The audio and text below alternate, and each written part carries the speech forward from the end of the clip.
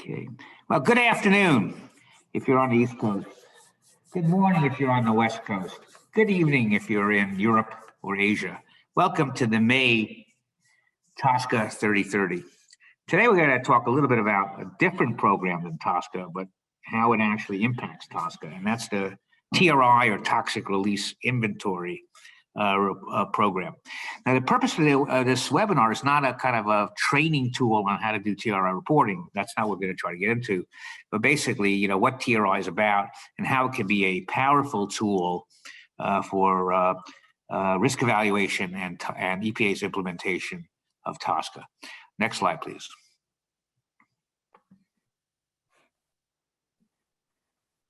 Yes, hi, I'm Herbert Stryker, and I've given a lot of these. Next slide, please. And I'm joined again today by David Fisher. For those of you who are on last month's program, which was an outstanding program, you do know and probably recognize that David was the Deputy Assistant Administrator at the Office of Chemical Safety and Pollution Prevention. And he just joined our firm in April. I'm very pleased to have him as part of our firm. And so he'll be presenting on a number of these in the future and providing insights that he gained from his tenure with EPA on where TSCA is likely to go in this new Biden administration.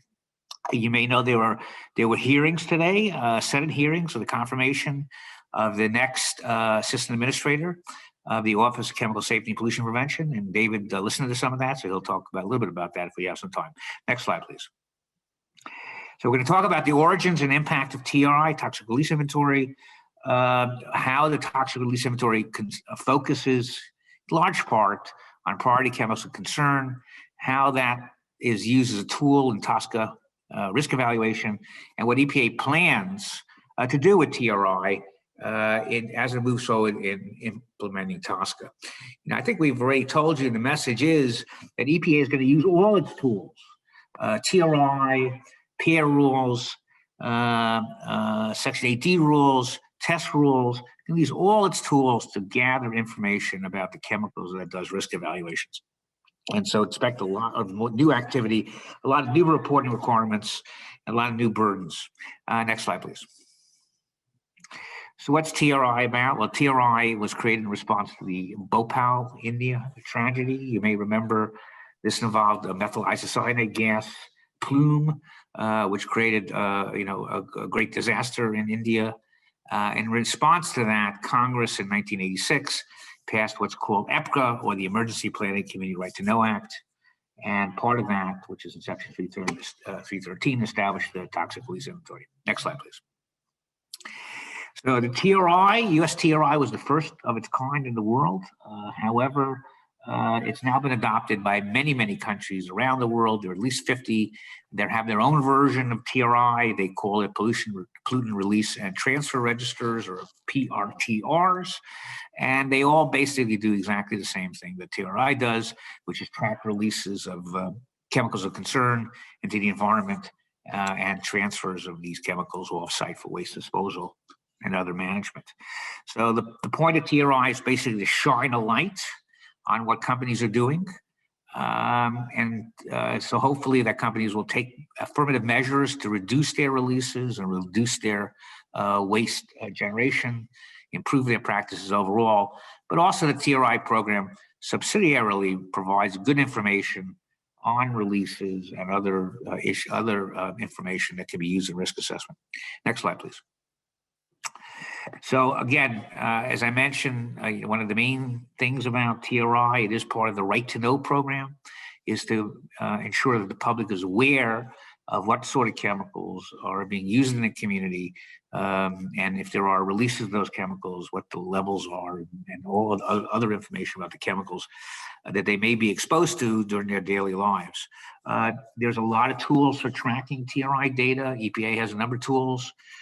TRI Search, TRI Explorer, Envirofax. There's an interesting little tool called ToxMap, which allows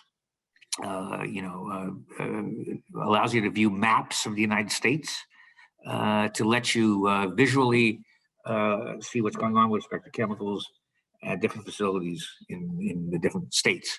And they're also, the Commission for Environmental Cooperation has a downloadable file for Google Earth. So you can see all the most recent reports to the TRI database superimposed on different localities, actual photos of localities under Google Earth. Next slide, please. So, as I mentioned, this is a question of transparency, and it shines a light on company activities. The TRI creates a strong incentive for companies to reduce pollution, to be good neighbors in their communities. There's a second part of TRI, which is called Pollution Prevention Act of 1990, which collects information to track industry progress in reducing waste generation and moving towards safer waste management alternatives. And I think it's fair to say that the TRI has had a huge impact on how industries, companies operate day to day. For example, from 1991, from the beginning of the program to 2016, 25-year period, more than 22,000 industrial facilities reported implementing large numbers of source reduction activities and the TRI chemical releases overall in the country has declined steadily. I remember 25 years ago when TRI first started, it was a big deal. I mean, companies were very worried about their TRI reports. They didn't want to be, targeted or named as the top polluter in a particular state. Stock market used to track that information very carefully, and so a lot of companies are very concerned about what the TRI numbers look like, and they spend a lot of time reviewing their operations. And I'm sure everyone on this call, and I think there's several hundred people on this call, the companies you work for implemented huge changes in the way they did business, partially in response to the TRI over the years. So it's been a very, very successful program. No question about that. Next slide, please. So I think one thing that's important to remember about TRI is it's just raw data. I mean, it's not really, it doesn't give you doesn't reflect risk. So it tells you how many pounds of something has been released or how many pounds of something, has been, transferred off site for waste management. But it doesn't tell you, how much of these chemicals the public is being exposed to. And so it's important when you see the TRI numbers to put them into perspective. I mean, a lot of times the releases are actually managed carefully managed by permits, and so they, the releases are managed so they actually don't get it into the environment. The waste transfers are to facilities that carefully manage the waste. So you sort of get numbers, but you don't really get a feel for exposure. You don't get a feel for risk. You need other ways of looking at the TRI data, which is basically raw data, but it's very valuable for inputting into various models, as David will talk about when he gets to his part of his presentation. I'll give you an example. So, Alaska, I think last year, had the highest reported TRI volumes in the nation. Which is kind of odd because there's not a lot of industry in Alaska, right? So that seems kind of an odd thing. But they have a lot of mining activity, and the vast majority of their releases, almost all of it, had to do with naturally occurring trace minerals in their mining tailings that are disposed of, but they're disposed of in state permitted, engineered, monitored disposal well sites. So even though there's a huge number of this stuff is being transferred off-site for disposal, and therefore their TRI volumes are very, very high. And then, so Alaska gets on the top of the list. In reality, this is carefully managed waste, and so there's really no exposure to the population in Alaska. So I think that's kind of an important message, that TRI does not reflect risk. It only provides raw information, which can be useful in risk assessment, and as David will explain, but it by itself is not a risk metric. Next slide, please. So TRI has a lot of chemicals. There are now 767 individually listed chemicals and 33 chemical categories, so a large number. And the list has changed over time. It's become much more targeted. Things are added to the TRI to reflect different interests that EPA has in different programs.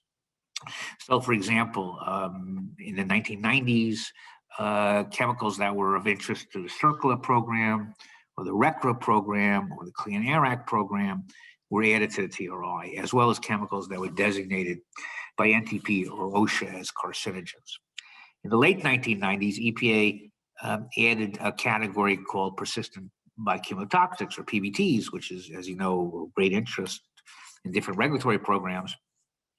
And so those were added to the TRI in 1999. In 1999, the dioxin-like compounds were added. That's around the time EPA started its evaluation of dioxins, which it was a multi-decade effort. So the dioxins were added. And of course, when you're dealing with something like dioxins, you have to have a fairly low threshold. And so there's a very low threshold for dioxins for reporting. In 2018, kind of the flavor of the month, nonaphenols were added to the list. And then most recently, PFAS. Next slide, please.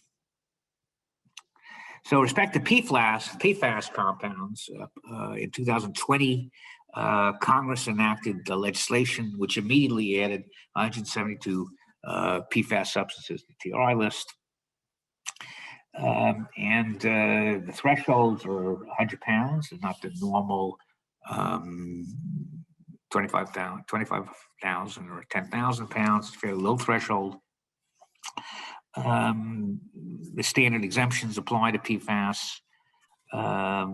If PFAS is present in a mixture, the de minimis concentration is 0.1 for PFOA, or 1% for the other PFAS substances. So you've probably been busy getting ready for your PFAS reporting for this year.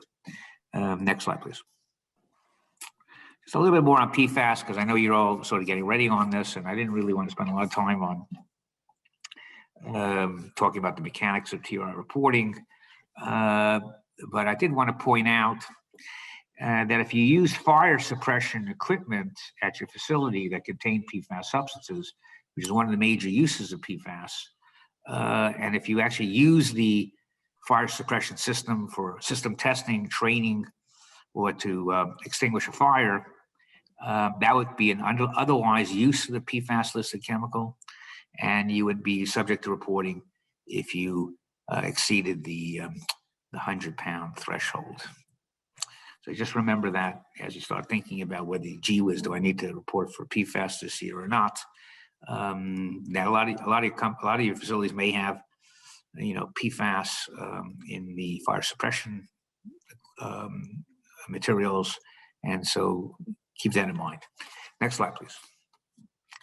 Okay, I'm going to turn this over to David, who's going to talk about TRI as a tool in TSCA, and I think also tell us a little bit about what's going on in these Senate hearings, because I'm really interested to hear about that. David? Thanks, Herb. And hello, everybody. Delighted to join you again for another TSCA 3030. So before I talk a little bit about how TRI is used in TSCA implementation, let me just mention that the TRI program at EPA is very mature, has a wonderful team of experts who've been working the TRI program for a number of years. Folks like Larry Reisman and David Turk, and others who I had the pleasure, and Alex Dunn and I had the pleasure of working with and being briefed on TRI developments during our tenure at EPA. And we were always most impressed by their knowledge and their ability and their ease in terms of talking about TRI and understanding the depth of that program. So I mention that because, as Herb noted in his presentation, there have been lots and lots of additions of chemicals to TRI over time, and one might think might wonder whether the program can sort of absorb all those additional workload, the additional list of chemicals on TRI, processing reports, dealing with incoming calls or questions from facilities, et cetera. And the answer is yes. That was certainly my experience. Unlike some of the new challenges with TSCA implementation, where a lot of that stuff is very new, as I mentioned during the last TSCA 3030, and staff will be challenged to meet deadlines, et cetera. And I'll say a little bit more about that from the hearing this morning before the end of my presentation. But let me keep on track with the TRI as a tool in TSCA. The agency, as you probably know, used the TRI data to both prioritize chemicals and to evaluate their risks. The TRI data is a rich source of information. As Herb mentioned, it captures releases of many hundreds of chemicals, releases to air and water and land. You can track, do trend analysis to understand whether a chemical its release is increasing or decreasing over time. That obviously would be important to inform whether you want to prioritize that chemical for risk evaluation or to reconsider whether you want to prioritize. If the trend line is going down, if releases are going down due to risk management activities and efforts, then maybe you want to choose to look at another chemical to prioritize for risk evaluation. And why are releases so important? I agree with Herb. They are not risk in and of themselves. They're just releases. But obviously, releases are an important component of potential exposure. If you don't have a release, then you're not going to be exposed from that release. So the two go hand in hand. Releases are incredibly important, and they're used to help model whether or not model exposures to actually determine whether there are risks. But you've got to start somewhere, and you start with release data primarily.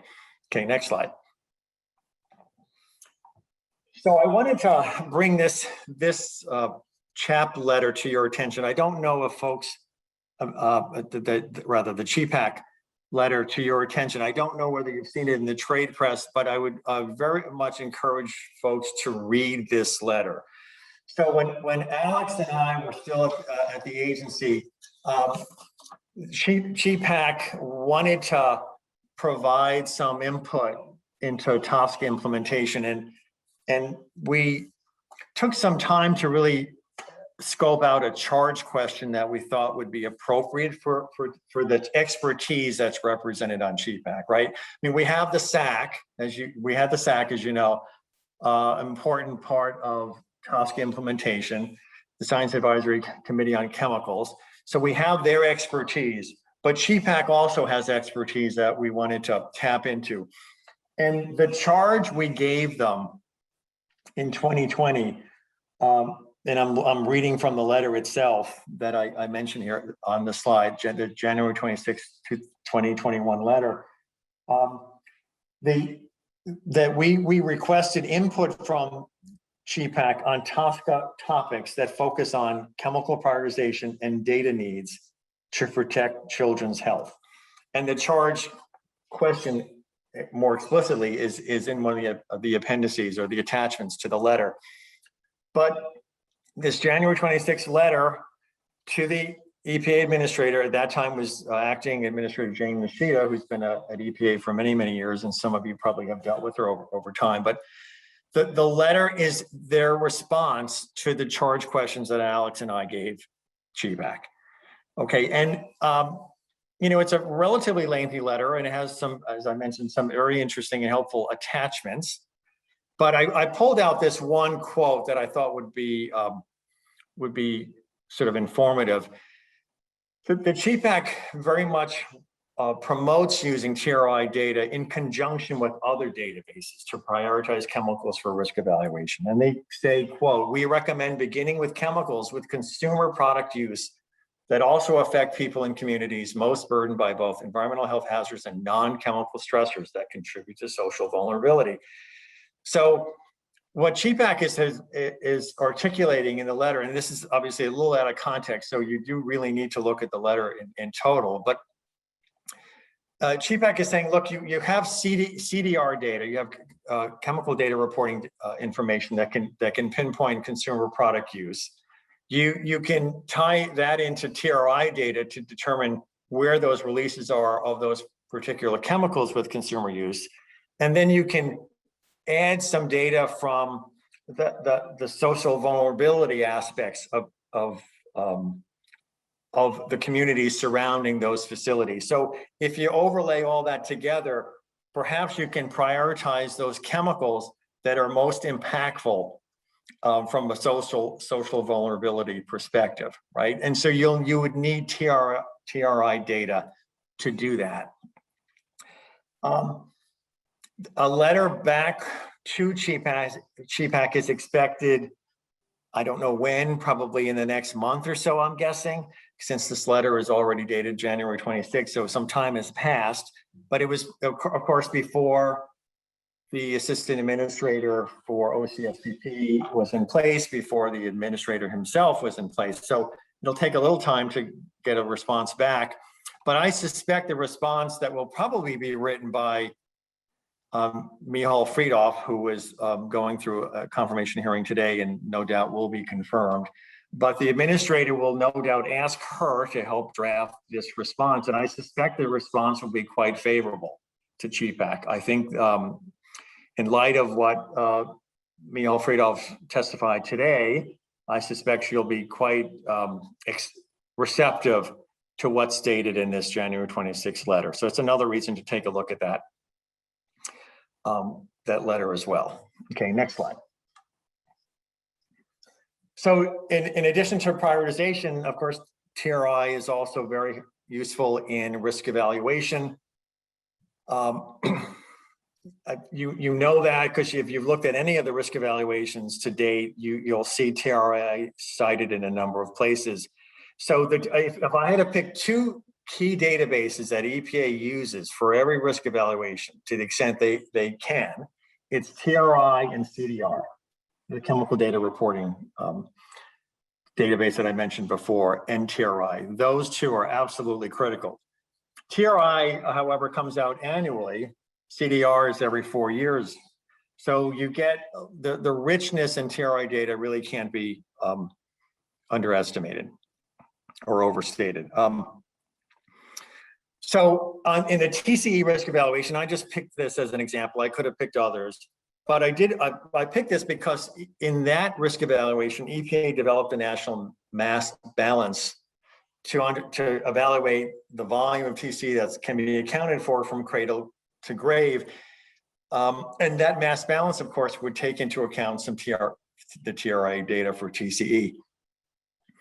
Mass balancing was of particular interest to the SAC, and in their reports for a number of the chemicals, perhaps all the chemicals, I don't absolutely recall whether they commented on this for all the initial 10, but they very much wanted EPA to engage in the mass balancing exercise. They wanted to make sure that EPA didn't miss any key releases or sources of a chemical that wasn't necessarily accounted for in the risk evaluation. So TRI plays a very important role in that regard. TRI also is important, particularly in evaluating environmental impacts from exposure to, for example, aquatic species from contaminated surface water, from surface releases of water from a particular facility, or exposure to sediment dwelling species via sediment, also from as a result of contamination from water releases or discharge from a facility. So EPA would actually look at facility data, TRI data for various facilities, model that, and determine whether or not that exposure presented unreasonable risk to the environment, to the aquatic species, for example, as I mentioned, or species dwelling in sediments, and then reach a conclusion as a risk determination as to whether there was an unreasonable risk to the environment. Now, that's not to say, however, that TRI is perfect, right? There are lots of uncertainties. One of them is certainly that not all facilities that may release a listed chemical would actually have to report, right? So there's going to be some gaps, certainly, but those gaps might be closed over time to the extent that EPA decides to lower thresholds. So that is something to be aware of, that EPA may over time reduce thresholds. They've certainly been doing that for PFAS. As Herb mentioned, they may do it for other chemicals over time. Next slide. But of course, you know, the limiting factor here is if the chemical isn't on TRI, well, you can't really use TRI much, can you, right? So for either prioritization or risk evaluation. And it was actually a surprise to me that not all the 20 high priority chemicals that are currently going under risk evaluation, not all of those chemicals are on the TRI. 6 of them were not. And 2/3 of the remaining work plan chemicals are not on the TRI. So, so that was, you know, a bit of a surprise to me, certainly, and was recognized by the new administration because, and next slide, please. Because they recently announced, the Office of Chemical Safety and Pollution Prevention recently announced that it plans to propose adding work plan chemicals and high priority chemicals to the TRI. So all the work plan chemicals will be on the TRI and all the 20 will be on the TRI. Now it's a little late for the 20 to capture all the TRI data for the 20 that are currently going under risk evaluation, frankly, because there's a bit of a lag time. By the time you need to add the chemical, so that's a rulemaking, that's going to take some time. And then you're going to have a whole year of reporting and then pull that data together, which would take even more time. So practically speaking, it's going to be several years before you actually have TRI data to use for prioritization or risk evaluation. So for the 6 of the high priority chemicals that will be added to the TRI, practically speaking, I'm not sure how that data will be of use to the risk evaluations unless you simply hold off on the risk, you wait or delay the risk evaluation until you can accommodate that new TRI data. Perhaps that's what the thinking is, I don't know. But I did want to flag that. Certainly for the work plan chemicals, there'll be plenty of time to take into account the TRI data. And just another point about the lag time. So as you may have noticed in the final risk evaluations, the data that was used, for example, for TCE, the TRI data for TCE was drawn from 2017, right? And that TCE risk evaluation was finalized the end of 2020. So almost a 3 to 4 year lag. So what does that mean? If your chemical is going under a risk evaluation, to the extent you can provide more current TRI data to EPA, I would do that, especially if the trend line is favorable. If the releases are less than what was reported to and then used in that risk evaluation, you obviously want to make sure EPA has the most up-to-date data to the extent you can. As an aside, this also kind of a corollary of what I just articulated is that one might argue that if your chemical isn't on the TRI, if a chemical that you manufacture or use or have an interest in is not on the TRI, then you might conclude that it's not going to be prioritized because it's not on the TRI. I think that's probably a fair assumption to make at this juncture because of this recent EPA announcement to move chemicals from work plan and the 20 high priority to the TRI. That seems to tell me, at least, that if you're not on a TRI, probably won't be prioritized. Okay, next slide, please. And in that same announcement dealing with the work plan chemicals and 20 high priority chemicals, EPA also announced that it's expanding TRI reporting to take into account certain contract sterilization facilities that use ethylene oxide. Ethylene oxide continues to be a very significant priority for this administration. It was received a great deal of attention from the Air Office when I was at EPA, and I think that will certainly continue. And then finally, the natural gas processing facilities will be added to the TRI. There was a rulemaking on that some time ago. EPA has articulated that they intend to finalize that rule and add natural gas processing facilities to the TRI list. Well, that's great. Thank you, David. Next slide. So we were a little worried that we didn't have enough information, content here to take the half hour, but we certainly have. I just want to remind you, we have this month's Reach 3030 in 5 minutes. And the topic today will be proposals by the European Chemical Agency and the Commission to expand the types of substances that will be classified under the classification, labeling, and packaging regulation, or CLP, which is the European version of GHS. A lot of you on the phone, probably spend a lot of time worrying about safety data sheets, in particular safety data sheets that are that you use for products that you sell into Europe. Usually what Europeans do with respect to CLP or classification labeling is picked up by other countries around the world, particularly in Asia. And so if you're interested in those kinds of issues, then I would suggest that you stay on or come back in 5 minutes for our Reach 3030. The next task at 3030 will be, previous slide, please. The next task at 3030 will be June 9th. And as always, we have an OSHA 3030 on May 19th. Next slide, please.